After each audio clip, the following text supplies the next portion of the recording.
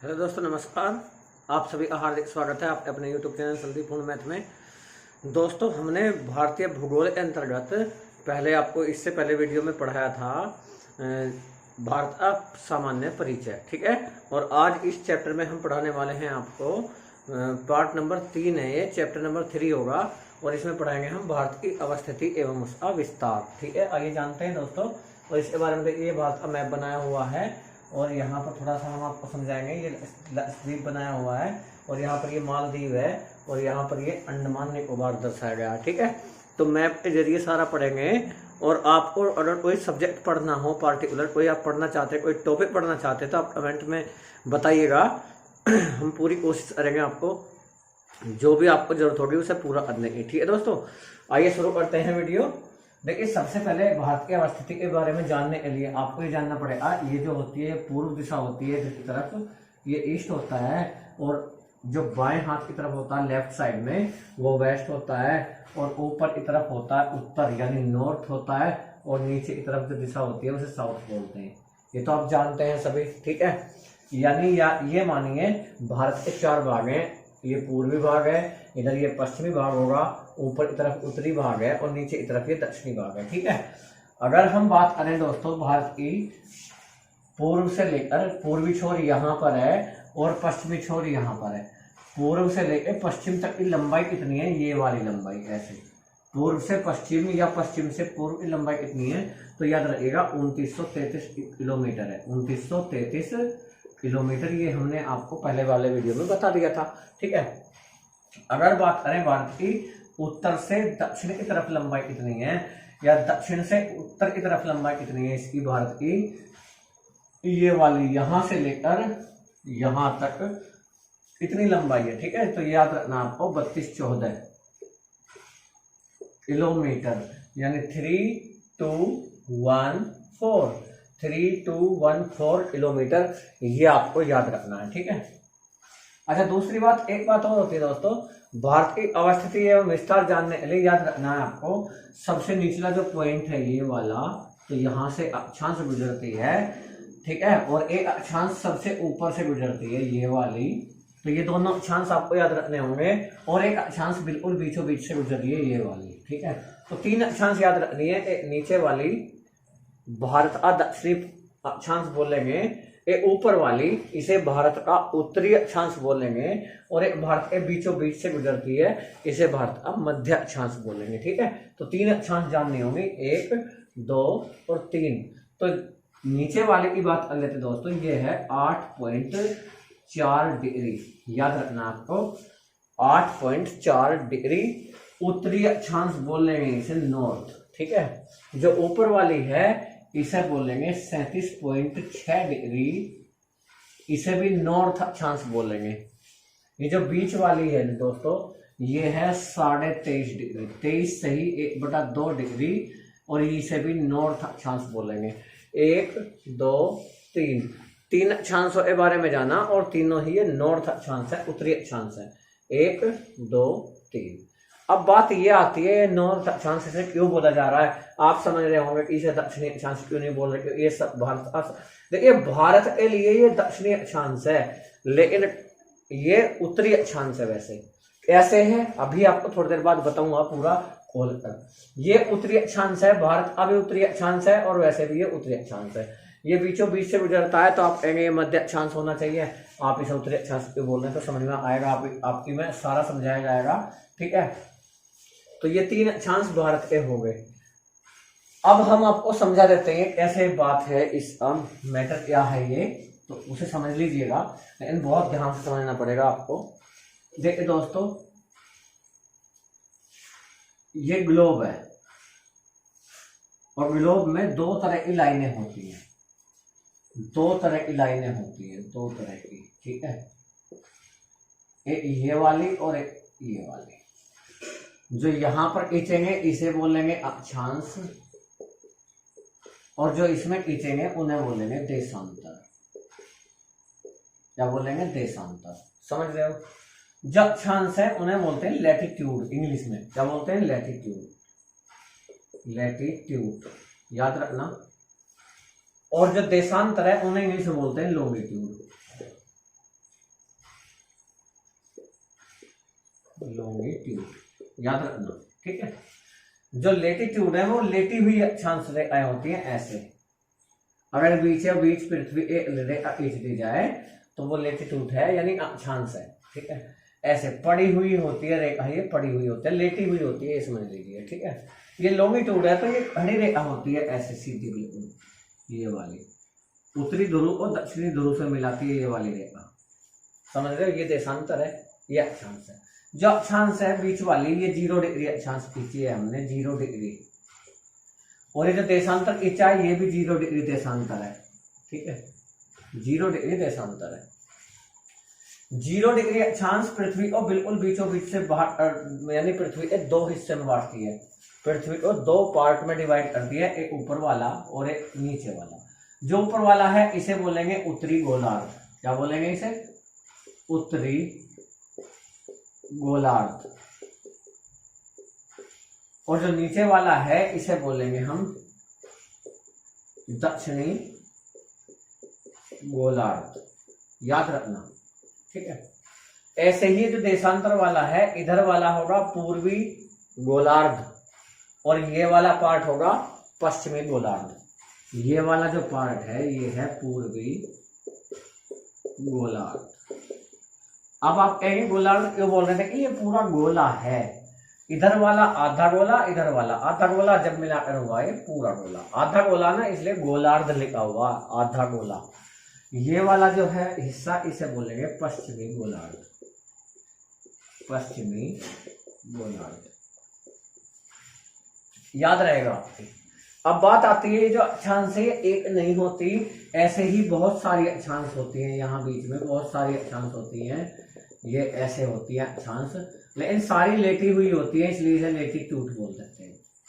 अक्षांश सारी लेटीट्यूड होती है, ठीक है, लेटी हुई होती है, पड़ी हुई रेखाएं होती है।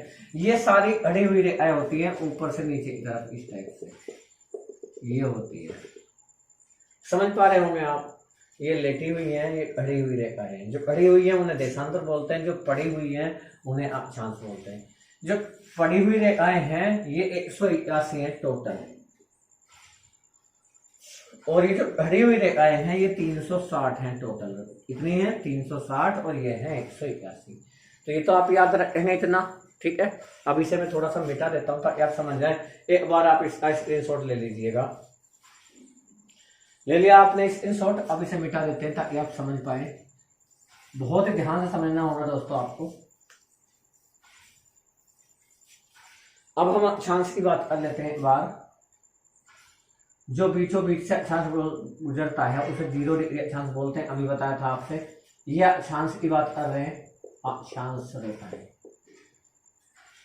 इसे हम भूमध्य रेखा बोलते हैं या विषुवत रेखा या इक्वेटर के नाम से जानते हैं, ठीक है। और यहां पर हमने बताया ये देशांतर बताया 0 डिग्री देशांतर, ये 0 डिग्री देशांतर है ना, ये देशांतर है। आपको याद रखना है जो 0 डिग्री देशांतर है इसे हम प्रधान यामोत्तर बोलते हैं, प्रधान यामेत्तर, प्रधान यामेत्तर, या उसे बोलते हैं समय रेखा, समय रेखा। इसे हम ग्रीनविच रेखा भी बोलते हैं, ग्रीनविच, ग्रीनविच ये लंदन में पड़ता है, ग्रीनविच, सॉरी ग्रीनविच लंदन में एक स्थान है ग्रीनविच। तो ये ग्रीनविच से गुजरती है, इसलिए इसका नाम ग्रीनविच रेखा रखा गया है, ठीक है। अब बात आती है हमारा इंडिया कहाँ पर है। याद रखिएगा हमारा इंडिया, ये जो 0 डिग्री देशांतर है अक्षांश है इसके तो ऊपर है यहाँ पर, ठीक है। और ये जो देशांतर है इसके इधर है यहाँ पर। यदि हम इन दोनों रेखाओं को एक साथ मिलाकर खींचे दें, ये वाला भी और ये वाला भी, तो एक नया गोला बना देते हैं। यहाँ पर दर्शाते हैं आपको, ये 0 डिग्री अक्षांश है और ये वाला 0 डिग्री देशांतर है। तो हमारा इंडिया दोस्तों यहाँ पर है, ये यहाँ पर हमारा इंडिया है। तो इसका मतलब हमारा इंडिया जो है, याद रखना, अक्षांश से ऊपर है ना, 0 डिग्री अक्षांश के ऊपर है। 0 डिग्री अक्षांश के ऊपर मैंने कितने अक्षांश बताए, टोटल कितने अक्षांश बताए, 181, टोटल 181 बताए हैं। यानी 90 अक्षांश ऊपर है, 90 अक्षांश नीचे हैं, 180 हो गए, और बीच वाला होगा ये तो टोटल हो गए 181। हमारा इंडिया ऊपर वाले अक्षांशों में पड़ता है, ये जो 90 अक्षांश है, और ये जो अक्षांश है दोस्तों इन्हें हम उत्तरी अक्षांश बोलते हैं। क्या बोलते हैं? उत्तरी अक्षांश। तो आप ये समझ लीजिए हमारा इंडिया जो यहाँ पर है, ऐसे बना लेते हैं हम, जो सबसे नीचे वाला अक्षांश होगा ये भी उत्तरी अक्षांश है। देखिए इस 0 डिग्री से, देखिए इस 0 डिग्री से ये वाला 8.4 डिग्री अक्षांश है। ये वाली जो लाइन खींची है यहाँ पर, ये 8.4 डिग्री है। भारत का दक्षिणी अक्षांश है ये, लेकिन इस 0 डिग्री के मुकाबले सारे ही ऊपर जितने भी अक्षांश होंगे ये सारे उत्तरी अक्षांश होंगे। एक यहां से देखिए जो बिल्कुल नीचे से गुजरेगा ये 8.4 डिग्री उत्तरी अक्षांश होगा, और जो बिल्कुल भारत के बीचों बीच से गुजरेगा ये 23.5 डिग्री उत्तरी अक्षांश होगा, और जो भारत के सबसे ऊपर से गुजरेगा ना, सबसे ऊपर वाले हिस्से से, यहाँ वाले से, ये होगा 37.6 डिग्री उत्तरी अक्षांश। और दोस्तों हमने सारे में ही नॉर्थ लिखा था यहाँ पर, ये भी नॉर्थ अक्षांश है, ये भी नॉर्थ अक्षांश है, और ये भी नॉर्थ अक्षांश है। 3 अक्षांश बहुत इंपॉर्टेंट है, ये आपको याद रखने हैं। आप समझ गए होंगे, है ना? समझ रहे हैं ना? आगे चलते हैं, इसे मिटा दें हम थोड़ा सा का, चलिए मिटा देते हैं। अब देशांतर की बात कर लेते हैं दोस्तों। देखिए भारत का ये वाला हिस्सा, ये पूर्वी पार्ट है, तो पूर्वी पार्ट मान लीजिए ऐसे बना दिया हमने, और ये वाला हिस्सा ये पश्चिमी पार्ट है, ठीक है, ये पूर्वी पार्ट है। ये जो 0 डिग्री देशांतर है, इसके इधर जितने भी 0 डिग्री के पूर्व में जितने भी देशांतर होंगे सारे पूर्वी देशांतर होंगे। यानी यहाँ जो देशांतर ये वाला गुजरेगा ये भी पूर्वी देशांतर है, भारत के बीचों बीच से जो गुजरेगा वो भी पूर्वी देशांतर है, और भारत के पूर्वी छोर से जो गुजरेगा वो भी पूर्वी देशांतर है। 1 2 3 देशांतर बहुत इंपॉर्टेंट है, तीनों ही पूर्वी हैं। एक ये वाला गुजरेगा, एक ये बीच में है 2, और तीसरा यहाँ पर ये वाला गुजरेगा, यहाँ वाला ये जो भारत के सबसे पूर्वी हिस्से पर आएगा। एक भारत के सबसे पश्चिमी हिस्से पर आएगा ये वाला अक्षांश देशांतर, सॉरी, और एक बीचों बीच से आएगा। 3 देशांतर हमें याद रखने। तो जो भारत के सबसे पश्चिमी छोर पर देशांतर गुजरेगा वो है 68.7 डिग्री। मैंने बताया 0 डिग्री के पूर्व में है सारे, तो इसे पूर्वी अक्षांश ही हमें बोलना है, ठीक है। बीच सबसे पूर्व में जाते हैं भारत के पूर्वी छोर पर, ये जो वाला है ये है दोस्तों 97.7 डिग्री, 97.25 डिग्री, याद रखना। लेकिन इसे भी हम पूर्वी देशांतर ही बोलेंगे, इसे भी हम पूर्वी देशांतर ही बोलेंगे। क्या आप देख पा रहे हो ना? ठीक है, यहां से यहां नहीं देख पा रहे होंगे आप, तो यहां पर लिख देते थोड़ा, यहाँ 97.25 डिग्री पूर्वी देशांतर, ठीक है। और जो भारत के बीचों बीच से गुजरता है ये भारत का समय रेखा मानी जाती है, और ये है 82.5 डिग्री पूर्वी देशांतर। आप कहेंगे सब में पूर्वी आ रहा है, इसमें भी पूर्वी, यहाँ पर पूर्वी, ये भी पूर्वी, तो देशांतर भारत से जितने भी गुजर रहे हैं सारे पूर्वी देशांतर हैं। पश्चिमी देशांतर इस साइड में होंगे, समझ रहे हैं आप? ऐसे ही अक्षांश वाली बात है, ये बीचों बीच जो होती है 0 डिग्री अक्षांश है, और भारत से जितने भी अक्षांश यहाँ पर ऊपर अक्षांश गुजरेंगे ये सारे ही उत्तरी अक्षांश होंगे, और नीचे जो अक्षांश गुजरेंगे ना ये वाले जो अब हम बना रहे हैं ये सारे दक्षिणी अक्षांश होंगे। तो भारत में दक्षिणी अक्षांश नहीं पड़ता है अभी, तो आप समझ गए होंगे। चलिए अब हम इसे मिटा देते हैं, आपने स्क्रीनशॉट ले लिया होगा।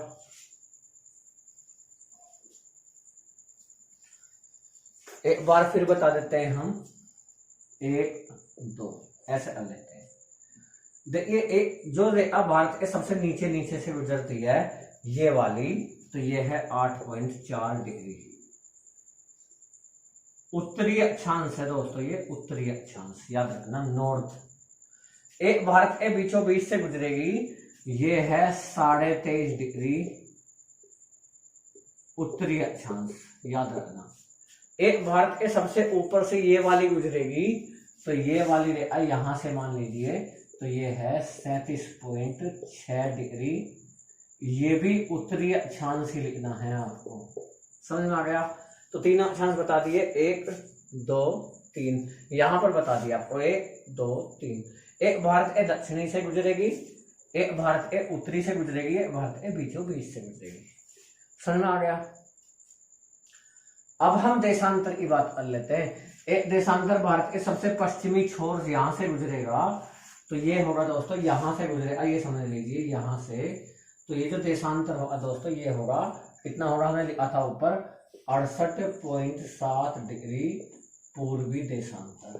ठीक है, एक देशांतर भारत के बीचों बीच से गुजरेगा, ये वाला हमने यहाँ बना दिया। ये देशांतर जो बीचों बीच से गुजरेगा ये होगा 82.5 डिग्री पूर्वी देशांतर। देख लो, देशांतर जितने भी भारत से गुजरते हैं वो सारे पूर्वी होंगे, 1, 2 और तीसरा देशांतर यहां से गुजरेगा भारत के सबसे पश्चिमी छोर से, पूर्वी छोर से। ये जो गुजर रहा पूर्वी छोर से गुजरेगा, तो दोस्तों ये कितना होगा, ये होगा 97.25 डिग्री पूर्वी देशांतर। तो देशांतर तो आप समझ रहे होंगे, अक्षांश भी समझ रहे होंगे। ठीक है, देशांतर को हम बोलते हैं लॉन्गिट्यूड बोलते हैं, और जो अक्षांश है उन्हें बोलते हैं लेटिट्यूड। तो इसे मिटा देते हैं अब हम। आप एक बार स्क्रीनशॉट ले लीजिएगा, इसका ले लिया, चलिए मिटा देते हैं हम।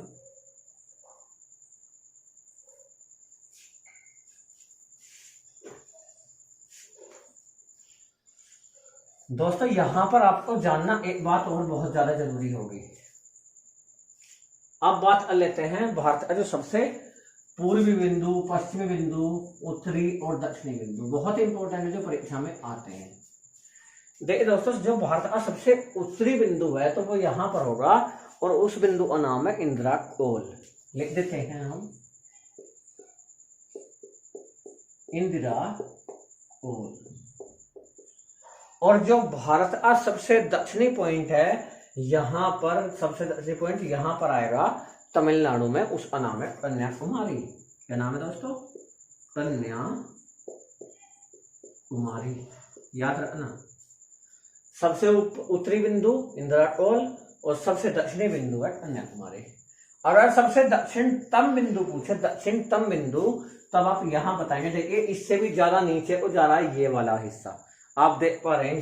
ये अंडमान निकोबार का हिस्सा है, निकोबार, ये ग्रेट निकोबार द्वीप है। कौन सा द्वीप है ये, ग्रेट निकोबार। और सबसे नीचे जो पॉइंट है ये वाला, इस पॉइंट का नाम है दोस्तों इंदिरा पॉइंट। इंदिरा पॉइंट याद रखना, देख पा रहे हैं ना आप, ये इंदिरा पॉइंट है। कंफ्यूज मत होना, ऊपर वाला इंदिरा कोल, यह कोल लिखा हुआ है, और यहाँ इंदिरा पॉइंट लिखा हुआ है। पॉइंट नीचे वाला है दक्षिणतम पॉइंट, ऊपर वाला इंदिरा कोल होगा, याद रखिएगा। जो सबसे पश्चिमी बिंदु है तो वो यहाँ पर आता है गुजरात। ये दोस्तों ये वाला गुजरात राज्य है, गुजरात में यहाँ आता है सबसे पश्चिमी पॉइंट, इसका नाम है गुहार मोती, याद रखना, गुहार मोती। ठीक है, और सबसे पूर्वी जो पॉइंट है वो यहां पर है, और इसका नाम है किबिथु। यहां लिख देते हैं हम थोड़ा ताकि आप देख पाए, किबिथु, याद रखना, किबिथु यहां पर सबसे पूर्वी पॉइंट, समझ रहे। देखिए ये गुहार मोती है, देखिए ये आ रहा है ना, गु मतलब गुजरात, गुजरात में गुहार मोती है। किबिथु कहां पर है, अरुणाचल प्रदेश में। ये सबसे पूर्वी राज्य अरुणाचल प्रदेश है, सबसे पश्चिमी राज्य गुजरात है, सबसे उत्तरी राज्य जम्मू कश्मीर है, ये यहाँ वाला क्या है, ये जम्मू कश्मीर है। और सबसे दक्षिणी राज्य कौन सा, ये वाला, तो सबसे दक्षिणी राज्य है तमिलनाडु, याद रखना आपको। सबसे दक्षिणी राज्य तमिलनाडु, सबसे उत्तरी जम्मू एंड कश्मीर, सबसे पूर्वी अरुणाचल प्रदेश, और सबसे पश्चिमी राज्य गुजरात। ये अरुणाचल प्रदेश दोस्तों यहाँ पर ऐसे है, ये अरुणाचल प्रदेश, ये वाला जो पार्ट बना ये अरुणाचल प्रदेश है, आप देख पा रहे हैं ना, ये अरुणाचल प्रदेश है ऐसे घूम के। तो सबसे पूर्वी राज्य अरुणाचल प्रदेश। अब बात आती है, ये वाला जो देशांतर था ये था 68.7, लगभग में मान लीजिए, चलो ये था 97.25, हम 97 ही मान लेते, चलो 97 में और 68.7 में इतने का अंतर है। आप अंतर घटा के देखिएगा। तो कहने का मतलब ये है, जो एक देशांतर थे, ये दोस्तों अब बता देते हैं, 0 डिग्री देशांतर है, ये 1 डिग्री देशांतर है, मान लो ये 2 डिग्री देशांतर है। 0 डिग्री से एक देशांतर तक जो पृथ्वी घूमती है, पहुंचने में जो समय लगता है वो 4 मिनट लगता है। कितना? 4 मिनट। 68 में और 97 में कितने अंतर है आप घटाकर देख लीजिएगा, तो लगभग 2 घंटे अंतर है। 2 आवर्स अंतर है, लगभग 2 घंटा। यानी अरुणाचल प्रदेश में 2 घंटा पहले सूर्योदय होता है और गुजरात में सबसे बाद में सूर्य निकलता है। 2 घंटा बाद निकलेगा अरुणाचल प्रदेश से। अरुणाचल प्रदेश के 2 घंटा बाद कहां पर सूर्य निकलेगा? गुजरात में। यह आप याद रखिएगा, ठीक है। इसे मिटा देते हैं हम।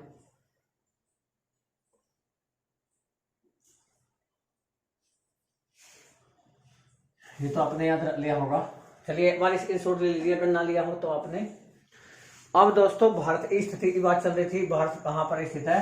तो विश्व के मुकाबले बता दिया जाता है आपको सबसे पहले भारत कौन से कहां पर स्थित है, ठीक है। विश्व में देखिएगा ग्लोब पर भारत की स्थिति क्या है।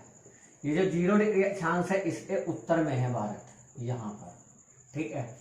और जो 0 डिग्री देशांतर है इसके पूर्व में है भारत, यहाँ पर, इसके पूर्व में है, ठीक है। और 0 डिग्री अक्षांश के उत्तर में है। तो हम भारत को बताएंगे उत्तर पूर्वी देशांतर में है। कौन से में? उत्तर पूर्वी देशांतर। 0 डिग्री से अक्षांश से उत्तर में है और 0 डिग्री देशांतर से पूर्व में है। तो भारत को बताओगे आप उत्तर पूर्वी गोलार्ध में स्थित है। गोलार्ध याद रखना। भारत यहां लिख देते हैं, दिखाई नहीं दे रहा होगा आपको। उत्तर पूर्वी गोलार्ध में स्थित है कौन? भारत, याद रखना। 0 डिग्री अक्षांश के उत्तर में है और 0 डिग्री देशांतर के पूर्व में है। तो आप दोनों ही बताओगे उत्तर पूर्वी गोलार्ध में।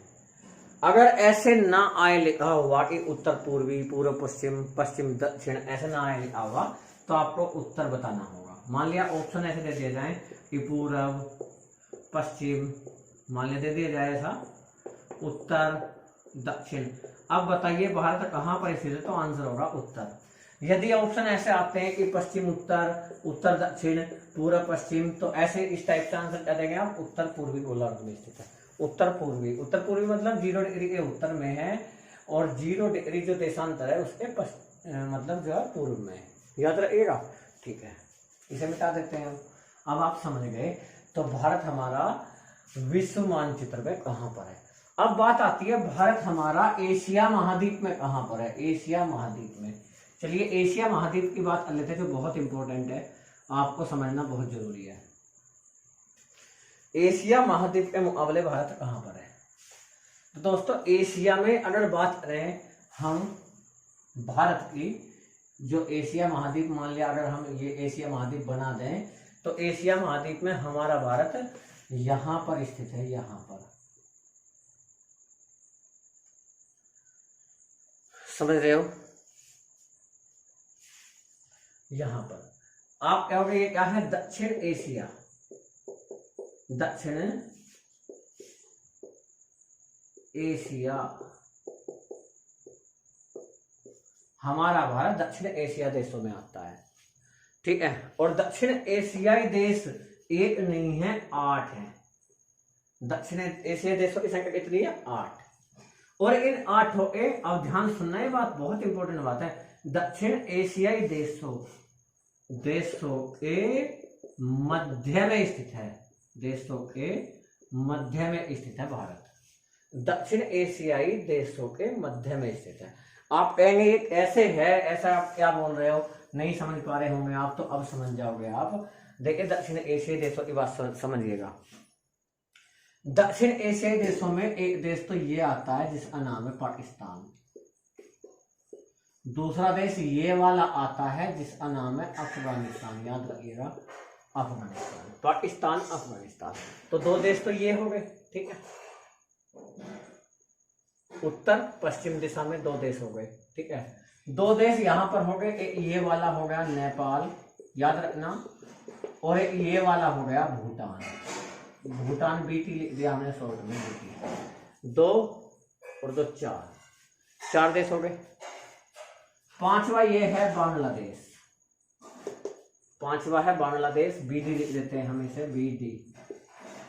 छठा ये है भारत, इंडिया, 6 हो गए। 7वां यहां पर है श्रीलंका, और 8वां यहां पर बनाया हुआ था हमने, अभी आपने देखा होगा, मालदीव।